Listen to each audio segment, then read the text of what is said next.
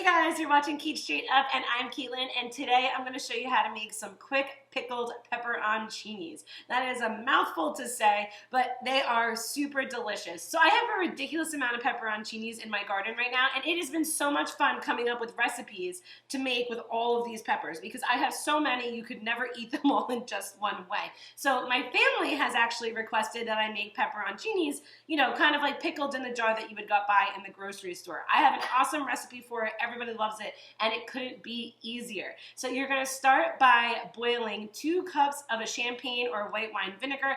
Any vinegar would work, but you're going to want something with a high acidity, and you're going to mix it with 1 cup of water and about 2 tablespoons of sugar. You're going to let that come to a complete boil and then get your jar ready for pickling. So the reason why this is called a quick pickled pepperoncini is that we're actually not pickling them to the point where we're like sealing the jars or anything. This is just a jar of peppers that you can keep in your fridge, and they last for about 2 months. So you will have to keep these peppers in your fridge, but I promise you they're delicious and they will go quick. So we have about 10 garlic cloves here that we poked some holes into just to kind of release the flavor, and we're going to add them to a large mason jar. After that, we're going to stuff the pepperoncinis. We're going to rinse them, make sure they're nice and clean, and stuff them into the jar. Now you're going to want them to be very, very full, so you're going to actually kind of like try to like force it down a little bit because you don't want them to have too much room to move around at first.